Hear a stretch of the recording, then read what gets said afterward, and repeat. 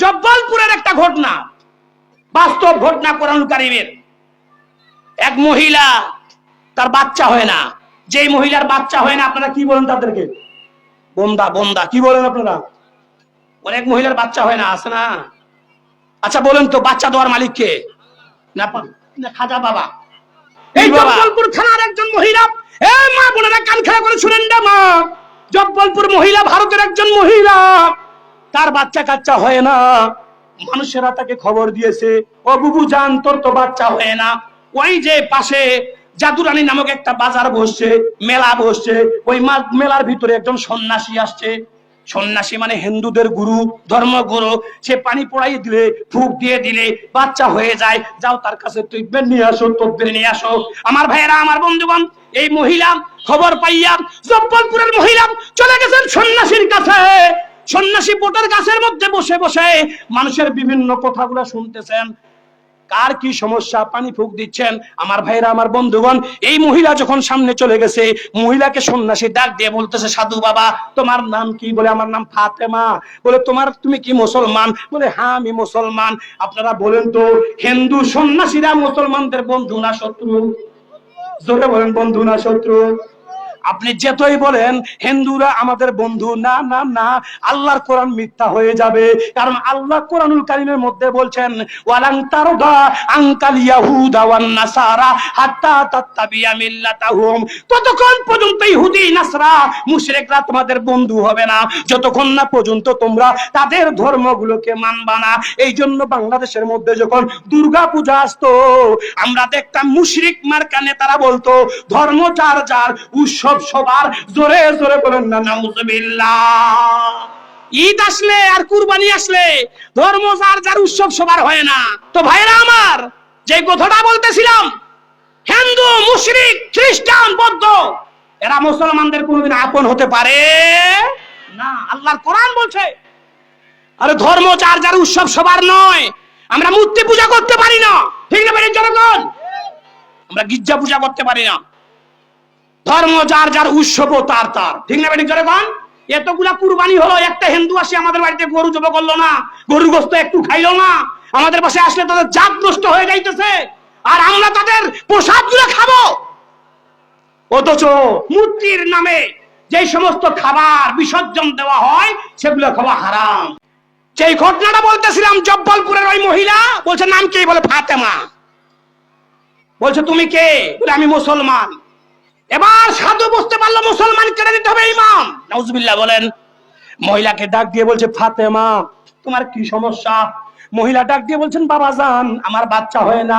দাম্পত্য জীবনে 8-10 বছর পেরিয়ে গেছে, প্রায় এক যুগ হয়ে আসতেছে, বাচ্চা হয় না। আপনি একটু ট্রিটমেন্ট দিয়ে দেন। আমার ভাইরা, আমার বন্ধুগণ, লক্ষ্য করেন, খেয়াল করেন, উদাহরণ তুলে আমার মায়েরা ভালো করে শুনেন রে মা। এই সাধু সন্ন্যাসী ডাক দিয়ে বলতেছে, হ্যাঁ মেয়ে, তোমার বাচ্চা হবে, ট্রিটমেন্ট একটাই। বলে, কি ট্রিটমেন্ট বলো? করতে পারবা নাকি? ট্রিটমেন্টটা চালাইতে পারবা নাকি? মহিলা বললেন, অবশ্যই, বাচ্চার আমার দরকার, ট্রিটমেন্ট আপনি দেন, আমি অবশ্যই ট্রিটমেন্টটা করব। এবার সন্ন্যাসী ডাক দিয়ে বলছে, তোমাদের বাসায় কি আল্লাহর কোরআন আছে? আপনারা বলেন তো, মুসলমানের বাসায় কোরআন থাকে কি থাকে না? এমন কোন মুসলমান নাই যাদের বাসায় আল্লাহর কোরআন নাই, ঠিক না বেঠে? মহিলা ডাক দিয়ে বলতেছে, সন্ন্যাসী বাবা, অবশ্যই অবশ্যই আমাদের বাসায় কোরআন আছে। এবার সন্ন্যাসী ডাক দিয়ে বলতেছে, মা গো মা, এই কোরআনুল কারীমটাকে তুমি দয়া থেকে বের করবা, শিকিয়া থেকে পেড়ে এই কোরআনুল কারীমটাকে গোসলখানার মধ্যে নিয়ে যাইবা। তারপরে গোসলখানার মধ্যে কোরআন শরীফটা রেখে ওর উপর 2টা পা দিয়ে গোসল করবা, তোমার সন্তান হয়ে যাবে। জোরে জোরে বলেন না নাউজুবিল্লাহ। আচ্ছা বলেন, এই কোরআন শরীফের মধ্যে পাও দেওয়া যাবে? এটা কি সম্ভব? মহিলা যদি ইমানদার হতো, এ মায়েরা আমার, মহিলা যদি ইমানদার হতো, জুতাখানা খুলাইয়া সন্ন্যাসীর গলার মধ্যে মারত, তাকে গালের মধ্যে মারত, ঠিক না বেঠিক? মহিলাও ছিল মুরতাদ মার্কা, মুনাফিক মার্কা। মহিলা বলতো যে, সন্তান আমার চাই চাই। সাধু বাবা, সত্যি কি আমার সন্তান হবে? বলে, হ্যাঁ হ্যাঁ, আপনার সন্তান হবে, 100% গ্যারান্টেড। নাউজুবিল্লাহ বলেন। মহিলা আবার বাড়িতে চলে আসছে, তার শাশুড়ি আম্মাকে বলছে, শাশুড়ি মা, আমি মেলার মধ্যে গিয়েছিলাম, সাধু সন্ন্যাসীর সাথে আমার সাক্ষাৎ হয়েছে, আমাকে ট্রিটমেন্ট দিয়েছে, আমার বাচ্চা হবে, বিনিময়ে একটা কাজ করা লাগবে। বলে কি কাজ রে বৌমা? বলে কোরআন শরীফের উপর গোসল করা লাগবে, পা গুলো রেখে আমারে গোসল করা লাগবে। শাশুড়ি আম্মা ডাক দিয়ে বলে, মা খবরদার, ইহুদি খ্রিস্টান বেদিন মুরশিদ মুরতাদদের ফাঁদে পা দেওয়া যাবে না, এটা আল্লাহর কোরআন, আল্লাহর কোরআনের উপর পা দেওয়া যাবে না। যদি আল্লাহর কোরআনের উপর পা দিয়ে দাও, দুনিয়া শেষ হয়ে যাবে, আখিরাত নষ্ট হয়ে যাবে, ঈমান হারা হয়ে যাব।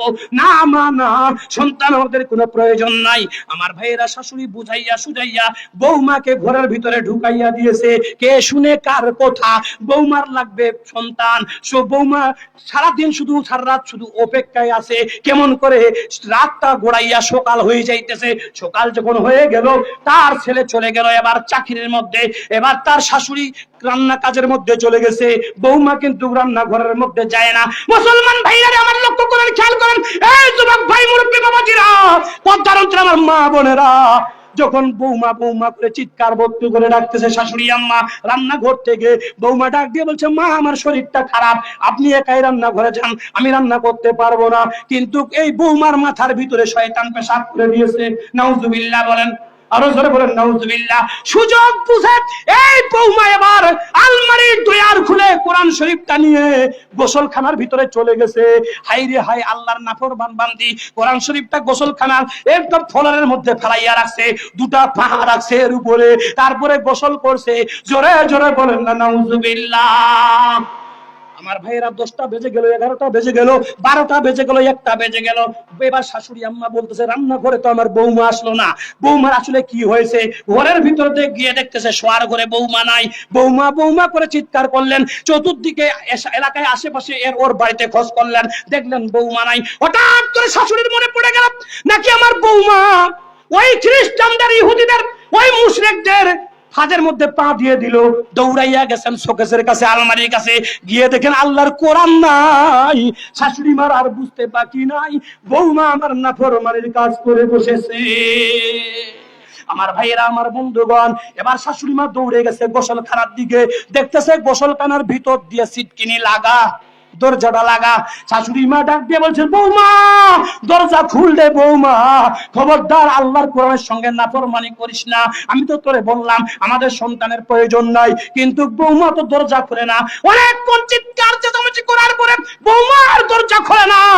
আশেপাশের মহিলা যুবক ছেলেরা দৌড়ে আসছে, ডাক দিয়ে বলছে, কি ব্যাপার, আপনি এত চিৎকার চেঁচামেচি করতেছেন কেন?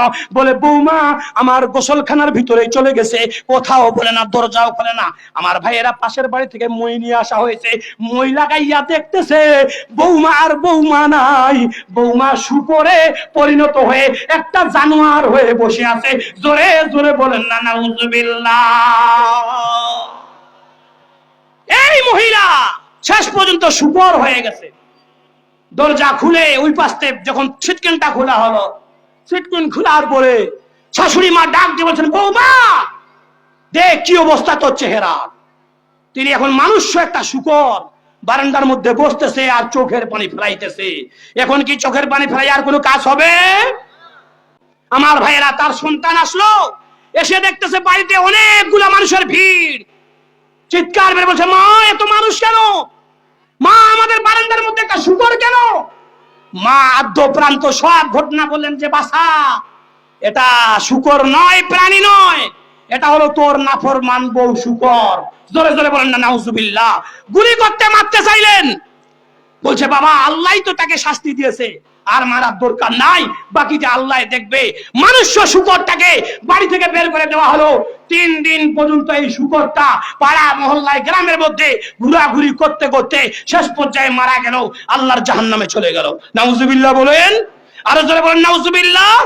সুতরাং এই কোরআনুল কারীম যারা মানবে তারা জান্নাতি, আর কোরআন যারা মানবে না তারা জাহান্নামী। আমি আপনাদেরকে সস্ফুটভাবে আপনাদেরকে প্রশ্ন করতে চাই, জানতে চাই আপনাদের মতামত। আপনারা বলেন, আপনারা জান্নাতে যাবেন না জাহান্নামে? কয় না, জান্নাতে যাবেন না জাহান্নামে? জান্নাতে গেলে এই কোরআন মানা লাগবে না লাগবে না?